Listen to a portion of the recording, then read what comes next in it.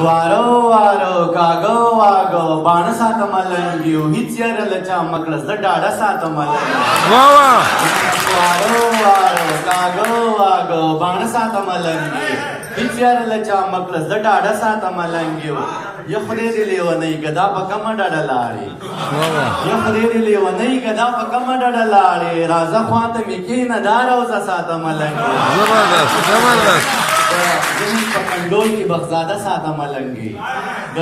ذهن په کنډول کې بخزاده ساته ملنګي او دانش تر ته بلیږي ډیوه مړه ساته ملنګي زبردست استاد محترم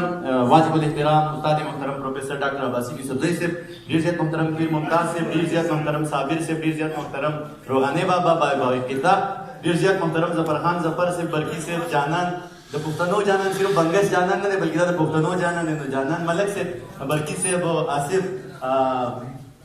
ساغر صدیقی صاحب ډیر زیات مننه کوم ډیر زیات خوشاله یم او د سپې نمبر غونډې مرا وسته من خبرې کوم نشو کولای سر به خبرې کوي ډیر زیات خوشاله یم دا ټول ډیر زیات مننه کوم دا کوم غړي چې تر راغلي دي دا جانان منګش ډیر زیات مننه کوم دا سره د فاروق روحم ډیر زیات مننه کوم د ساغر صاحب هم ډیر زیات مننه کوم چې موږ خپل پروګرام را جوړ کړی په موږ ته دعوت را کو دلته چې کوي یاد ټول دي دا ټول منظرو ته احترامات او داغي مننه کوم چې پروګرام ته راغله ډیر وخت نه خراب په خبرو باندې سر په اجازه په یو دوه تازه غزل ویم داغي نه پس بیا یو ټول صحیح ده چې ارشاد دا پیسې پړې لري په ځول وړاندې کړی نو د خپل کلام یو نو ما به خدغه یو شیرونه لیکلي چې تر صوبه د ژوندون له سختو ځان ساتم پیرا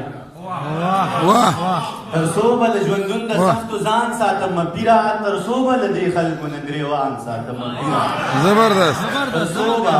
د ژوندون له سختو ځان ساتم پیرا تر صوبه د دې خلکو نه ګریوان ساتم پیرا او تر صوبه د انسان نه د حیوان ساتم پیرا واه تر صوبه د انسان نه د حیوان ساتم پیرا تر صوبه د ښکاریانو نه مارغان ساتم زبردست ډیر ښه انسان نه د حیوان ساتم پیرا تر صوبه د ښکاریانو نه مارغان ساتم پیرا او تر صوبه د خپل شر نه بل انسان ساتم پیرا تر صوبه د خپل شر نه بل انسان ساتم پیرا او تر صوبه په لستوڼي کې ماران ساتم پیرا او تر صوبه په ممتاز صاحب تشریح ډالې چې تر صوبه پسینه کې می ګمان ساتم پیرا تر صوبه پسینه کې می ګمان ساتم پیرا او تر صوبه په تاخونو کې قرآن ساتم پیرا او سین صاحب تر صوبه دی مورید یم تر صوبه می تپیری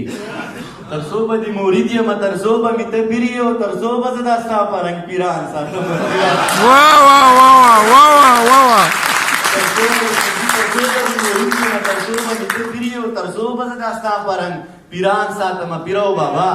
تر صوبه د خپل ذات په حد کې اوسم دستګیره